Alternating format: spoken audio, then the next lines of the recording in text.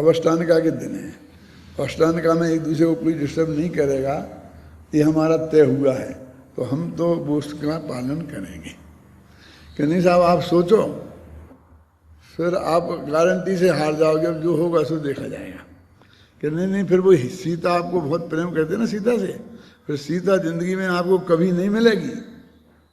सोचो गंभीरता से, मतलब बहुत भय उन लोगों ने दिखाए। लेकिन रामचंद्र जी ने कहा देखो भाई, जो कुछ भी हो उसका मैं वो भोगने को तैयार हूं, लेकिन मैं किसी भी कीमत पर अब युद्ध विराम जो है उसका भंग नहीं करूंगा, और मैं कोई वो नहीं करूंगा, तुम कुछ मत करो, तुम धर्म ध्यान करो शांति से। अब उन्होंने देखा कि सुनते ही नहीं है, चिंता उन्हें बहुत थी, तो वो लक्ष्मण के पास गए। तो लक्ष्मण जी से भी ये बात कही उन्होंने कि ऐसा ऐसा हुआ है। तो उन्होंने कहा मेरे पास क्यों आए, रामचंद्र जी से कहते कि साहब वहां से तो हम आई हैं, लेकिन हमने बहुत समझाया लेकिन वो मानते नहीं है, इसलिए हम आपके पास आए हैं। अब यही तो है, तुम समझते तो हो ही नहीं, उनके पास जाने की जरूरत ही कहाँ थी। अब पहले ही से मेरे पास आते ना तो जब काम सरल होता। अब उनने मना कर दिए क्यों है? और अब कुछ करना, जैसे अपन कहते पहले तो ऊपर से अन्ना करवा लाए और अब मेरे से कहते हो कि तुम ऐसे करवा दो, अब नहीं हो सकता। कि आप, हम तो इसलिए आए आप चलो और आप समझाओ। अरे समझना होता तो वे तुमसे ही समझ जाते, उनमें इतनी समझ है कहाँ काहे की युद्ध की। चलो कोई बात नहीं है, मैं देखता हूं। और उन्होंने जाकर के पूरे ग्रुप ने, जिसमें नेता थे कौन, लक्ष्मण जी, बहुत उनको उपद्रव किए, लेकिन वो रावण नहीं डिगा तो नहीं डिगा। अंत में यहां तक लिखा है उसमें कि इनने क्या किया कि एक नकली मायामयी मंदोदरी बनाई और उसके बाल पकड़ के और ऐसे खींचते हुए और ऐसा उठा करके एक आदमी ले जा रहा है, रावण को चिल्लाई कह रहा है, हे रावण, तेरे सामने मैं तेरी पटरानी मंदोदरी को ले जा रहा हूं, ऐसे बाल पकड़ के खींच के, तेरे में ताकत हो तो छुड़ा ले। ऐसा बहुत बहुत चिल्लाया, उसमें सब लिखा, और सामने आमे घूमा और खूब ही चक्कर काटे हैं। लेकिन आखिरकार रावण नहीं डिगा तो नहीं डिगा। मानो रावण का क्वालिटी वहाँ मालूम पड़ती है, दृढ़ता भी, ध्यान की भी मजबूती, और अपने किसी काम के लिए जो बाध्यता है वो आखिरकार से बहुरूपी विद्या सिद्ध होगी। अब ये एक घटना है जो परम पुराण में लिखी है। अब इससे नहीं मालूम पड़ता है कि दोनों की परिणति में कितना फर्क, दोनों एक साथ लड़ रहे, सब बात एक है, लेकिन एक अपने लौकिक न्याय के प्रति भी जो समझौता हो गया है उसके प्रति कितना प्रतिबद्ध है कि हर कीमत पर उसे पालन करना चाहता है। क्यों? तो पत्नी लक्ष्मण की नहीं थी, सीता राम की थी। ज़्यादा नुकसान तो राम को था ना, व्यक्तिगत विचार करते तो भी फिर भी वो नहीं लड़े, और लक्ष्मण ने उपलब्ध तो कुछ नहीं कर पाया। विद्या तो सिद्ध होएगी रावण को, लेकिन फिर भी कोई न्याय नहीं, अन्याय नहीं, धर्म नहीं, अधर्म नहीं, चित्तालय में वो ध्यान कर रहा है, कुछ नहीं, कहीं भी कैसे भी। तो ये जो परिणति का अंतर है वो उनको निरंतर देखा जा सकता है, और उसकी वजह से वो जहाँ गया वहाँ गया।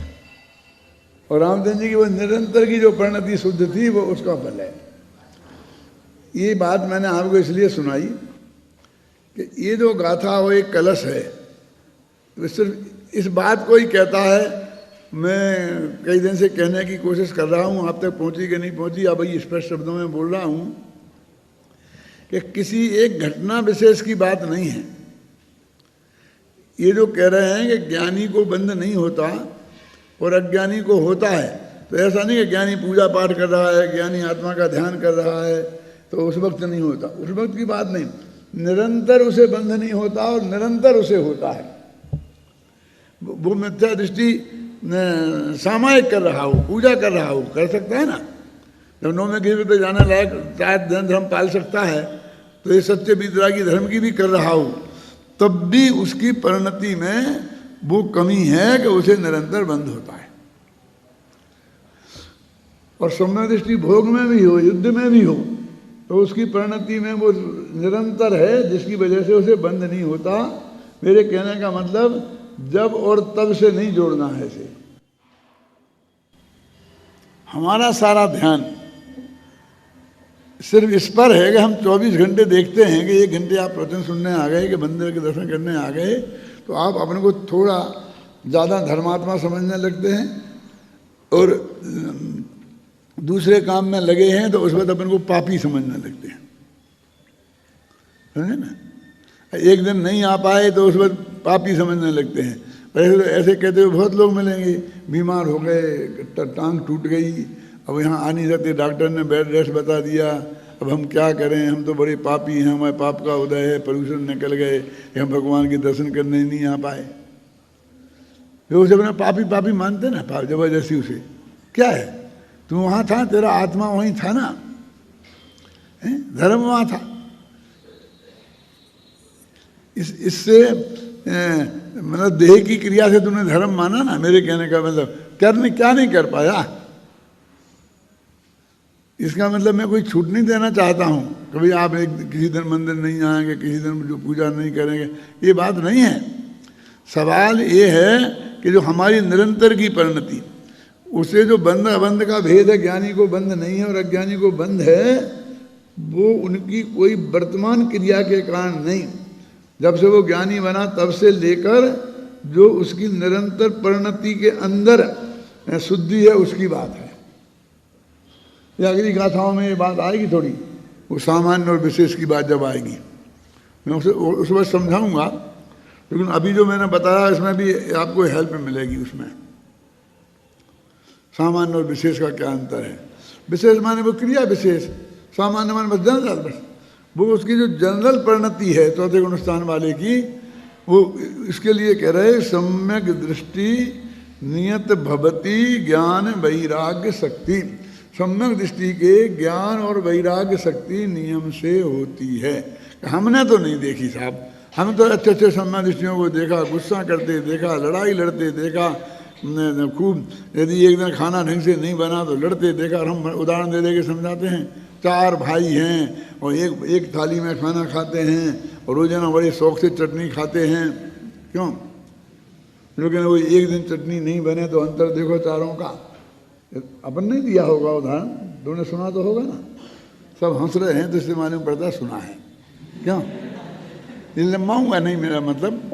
और हम बताते हैं कि ये परिणति का अंतर एक कुछ नहीं, वो जिसको सम्यक दृष्टि हो और वो कहे फेंक दे थाली के, नहीं तो चटनी बनाओ फिर खाऊंगा, तो भी वो सम्यक दृष्टि हो सकता है।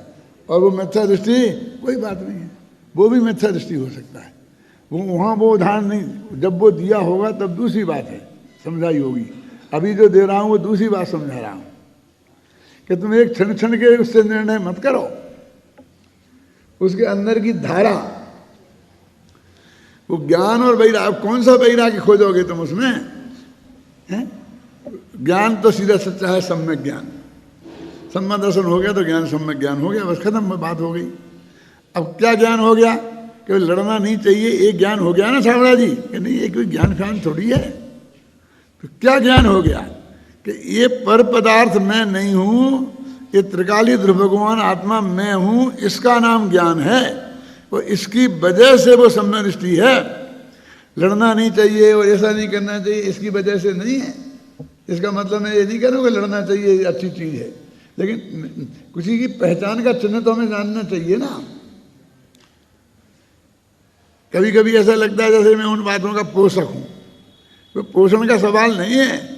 माने सम्यक दर्शन का जो पहचान का चिन्ह हमें सम्यक दर्शन जानना है ना, तो वो क्या है वो चिन्ह? हम उसे गुस्सा करते देखें तो मिथ्या दृष्टि मान लेंगे, क्यों? तो कहते हैं तूने भी सम्यक दर्शन की पहचान कहाँ करी?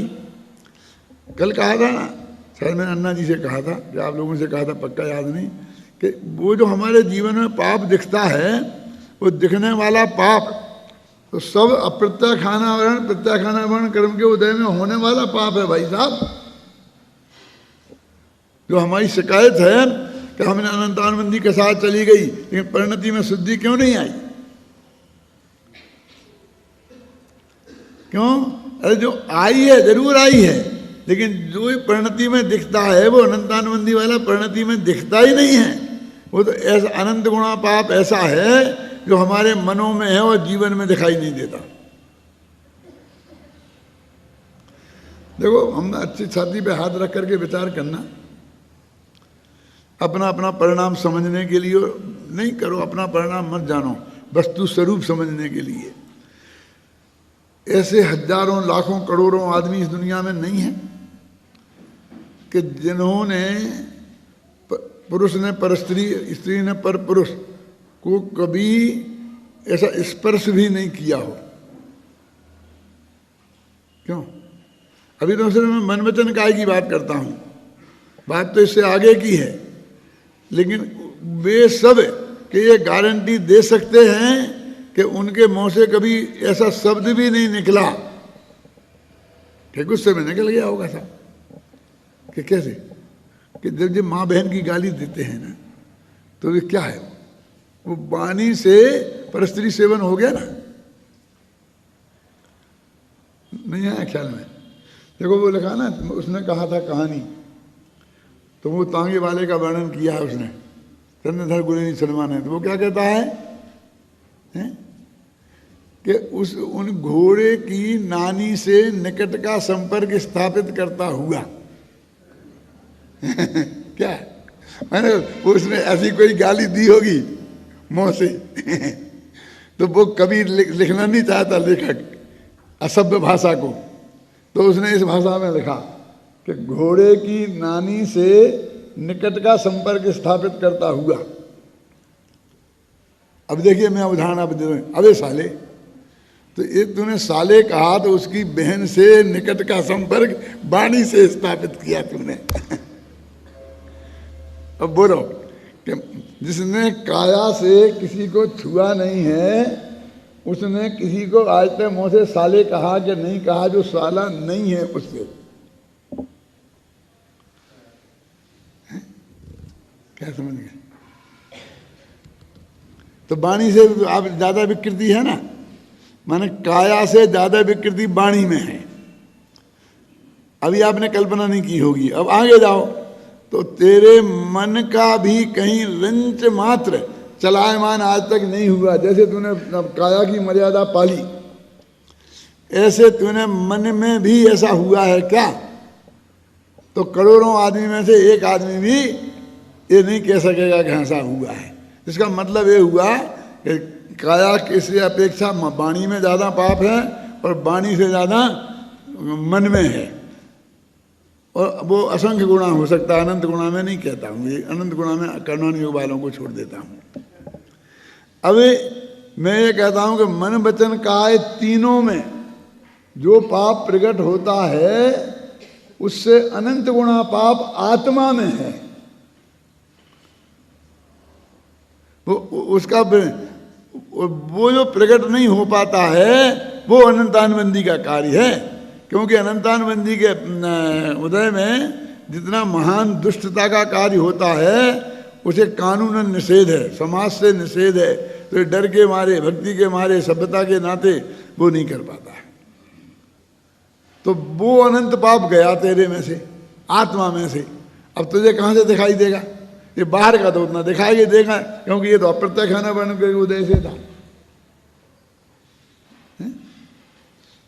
गुरुदेव बोलते थे ना, जब माँ बाप को दीक्षा देते थे वो दीक्षा कल्याण के दिन, मैं काया से ब्रह्मचर्य लेता हूँ, ऐसा बुलवाते थे।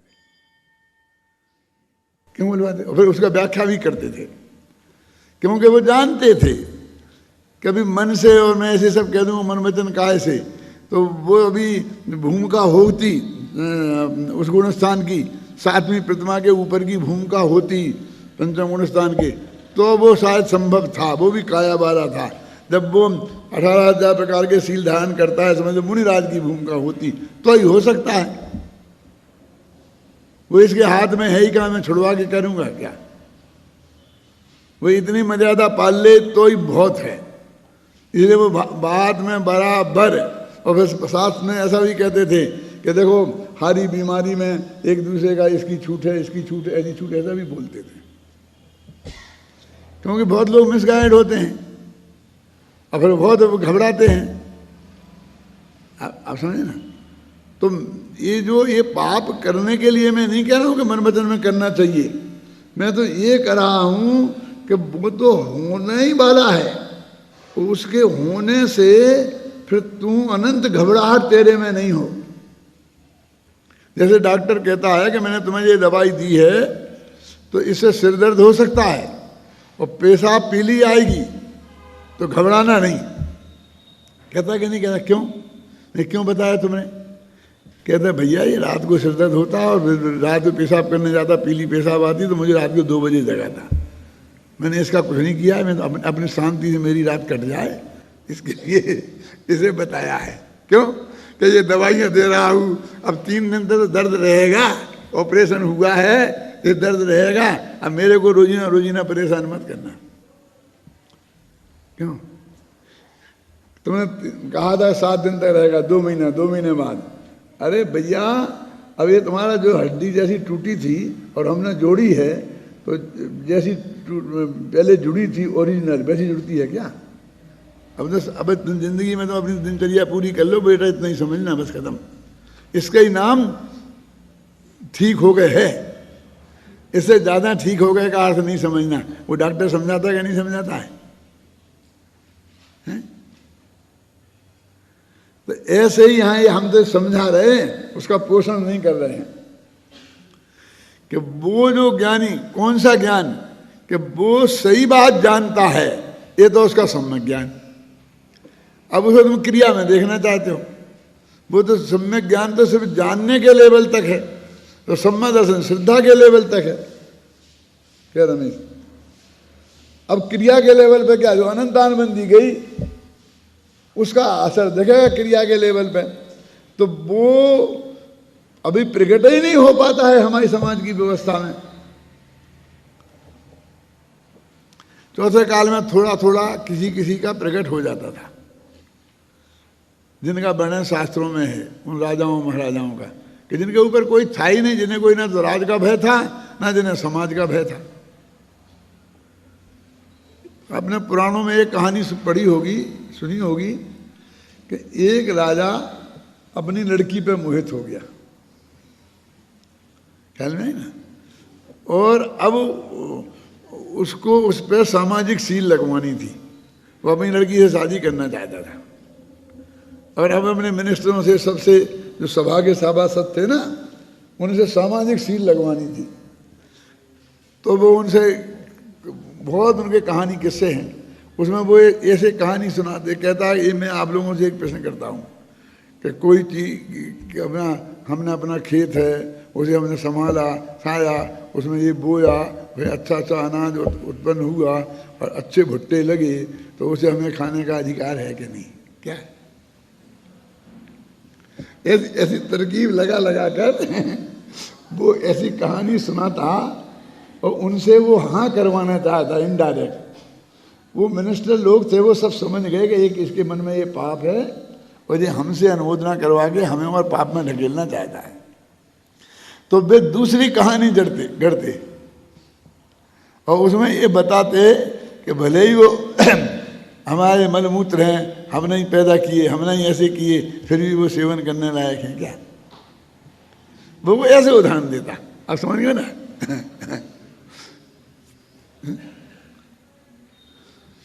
वो ऐसी कई कहानियां दोनों तरफ से चलती रही। वो उसमें यही बताया है कि वो अपना पाप का पोषण करना चाहता और वो उसको अनुमोदना नहीं करना चाहते, लेकिन इशारे में दोनों बातें करते रहे। तो इसलिए यहाँ ये कह रहे हैं कि वो जो पाप आपके जीवन में दिखाई नहीं देता है, वो तो राजदंड का भय है, समाज दंड का भय है, आपकी ये परिस्थितियों। और जिन राजाओं को, जैसे रावण जैसे राजा को ना समाज का भय था, ना राज का भय था, ना किसी का, अभी तो डर लगता है कि मैं किसी औरत से छेड़खानी करूँ और मेरी पत्नी को पता चलेगा तो खाना मुश्किल हो जाएगा, और उसे ये भी डर नहीं था। कि मेरी 18,000 रानियां हैं, उन्हें पता पड़ेगा तो वे क्या कहेंगी। क्यों? जनता का डर नहीं था, भाइयों का डर नहीं था, सेना का डर नहीं था, समाज का डर नहीं था। तब तो वे सीता का अपहरण कर सका, तब तो वो इतना क्लियर साफ शब्दों में बोल सका कि मैं किस सीता को अपने घर में रखूंगा, शादी करूंगा, मैं ये रखूंगा, ये करूंगा, वो करूंगा। ये बात ना, और बाकी किसी पापी के जिनके मन में है वे कर सकते हैं? तो नहीं कर सकते हैं। वो मन में नहीं है, वो हम मानने को तैयार नहीं है। वो कहते तुम्हारा राज भय से है, वो प्रकट नहीं हो रहा। बस इतनी सी बात है। अब क्यों जैसे झंझट में पड़ते हो, क्यों इस चक्कर में डालना चाहते हो? तो अब जो अनंतानबंदी जाएगी तो वो जो तुम्हारे जीवन में प्रकट दिखाई नहीं दे रहा है वो ही होगा, वो ही जाएगा। तो अभी कैसे दिखेगा? और जो दिखाई दे रहा है वो तो अप्रत्यक्ष वन कर्म के उदय से है। ये हमारी समझ में नहीं आता। इसलिए सब लोग कहते कि नहीं, रंच मात्र भी संयम नहीं है, रंच मात्र भी संयम नहीं है। हमारे पंडितों ने भी स्वीकार कर लिया, फिर आचार्यों ने भी स्वीकार कर लिया और लिख दिया उनने, नो इंद्रिये विरत्ता नो जीवे थावरे तसे बापी जो सद्दद्विजिणोत्तम सम्मादिट्ठी हवई जीवो। पढ़ा आया तो होगा गोमरसार में कि जो 5 इंद्रियों से विरक्त नहीं है, जो तृष और स्थावर की हिंसा से विरक्त नहीं है, नो इंद्रियेषु विरदा नो जीवे थावरे तसे बापी, जो स्थावर तृष जीवों की हिंसा से विरक्त नहीं है। बस जो सिद्धि जिनेतम, जो जिनेन्द्र भगवान की वाणी का विश्वास करता है, वह सम्य दृष्टि है। सम्य दृष्टि की परिभाषा चौथे गुणस्थान वाले की गोमरसार में ये लिखी है। और हम जब गोमरसार पढ़ते थे तो हमको बहुत आश्चर्य होता था। बस इतनी भगवान ने जो बात कही बस सही है, उसमें शंका नहीं करो तो बस हम सम्य दृष्टि हैं, और उसमें शंका कही तो सम्य दृष्टि नहीं, ऐसा लगता था। और फिर उसमें हमने छड़ला में भी पढ़ लिया कि जिन बच में शंका ना था, जिन बच में शंका मत करो। शंका होए नहीं, धारण मत करो। क्या मतलब? ये बात सच्ची है कि गलत? ये शंका हो गई। अरे ये तो प्रश्न है, ये तो जिज्ञासा है। शंका क्या है? ये शंका नहीं है। इन लोगों ने, वक्ताओं ने अपनी आफत टालने के लिए ये घुसा दिया कि तुमने हमारी बात में शंका करी तो हम तो कह देंगे या तो शास्त्र में लिखी है, और उसमें शंका करी तो मिथ्या दृष्टि।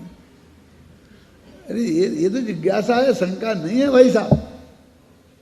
तो क्या है कि आत्मा, शरीर आत्मा, शरीर की क्रिया का कर्ता आत्मा है कि नहीं है,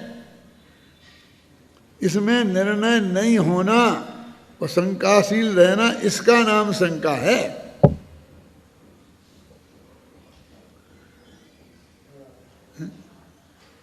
निशंका होंती निभया तेणे, समय सार में लिखा ना, वो निशंक है से निर्भय है। अब उन्हें तो भय लिखा, भय का नाम शंका है। अब अपन जो शंका समझते हैं वो भय समझते हैं। अच्छा, आज से भय समझ लेते हैं, जैसे सांपनाथ वैसे नागनाथ। तो वो चाहे तुम मोहिनी वाले भय को समझ लोगे। तो क्या है फिर भय? सब पे भय विप्य मुक्का, कि 7 भय से रहे। और 7 भय कौन है? वो इहलोक भय, परलोक भय, मरण भय जो लिखे हैं, वो भय की बात है कि कोई आत्मा तो अमर है, वो मार नहीं सकता। ये देह छूटकर मेरा मरण नहीं होगा, ऐसी बात ही नहीं है। ये देह वाले मरण की बात नहीं है। आत्मा की अनादि अनंतता का भरोसा है वो।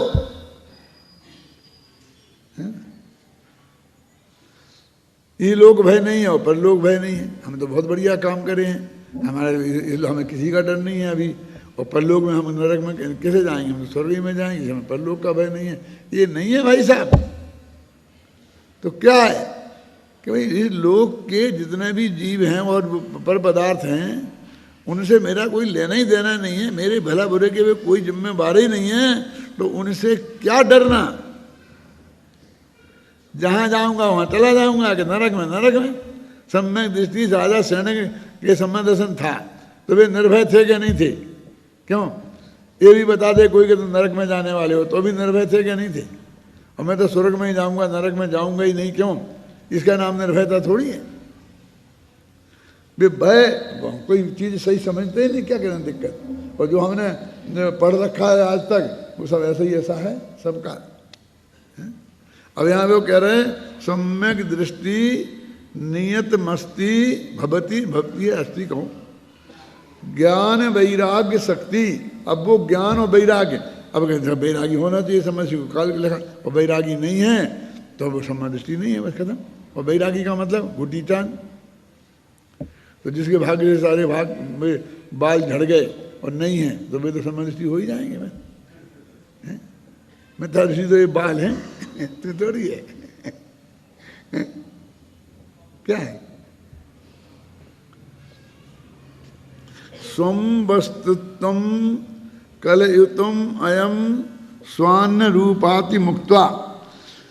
सम्यक दृष्टि के नियम से ज्ञान और वैराग्य शक्ति होती है, क्योंकि वह स्वरूप के ग्रहण और पर के त्याग करने की विधि द्वारा स्वयं के वस्तुत्व का अभ्यास करने के लिए यह स्व है और यह पर है, इस प्रकार के भेद को परमार्थ से जानकर स्व में स्थिर होता है और पर से राग के योग से संपूर्णता विराम लेता है। अब जो लिखा ना कि पर स्व में स्थिर होता है, इन दोनों का भेद जानकर, ये है दोनों पर और स्व में भेद जाना माने एक देव दूसरे देव का करता नहीं है, भोगता नहीं है, स्वामी नहीं है, ये इसका नाम भेद जानकर। और स्व में स्थिर होना माने अब तो आ गया ना ध्यान। अरे नहीं है, ये श्रद्धा की बात चल रही।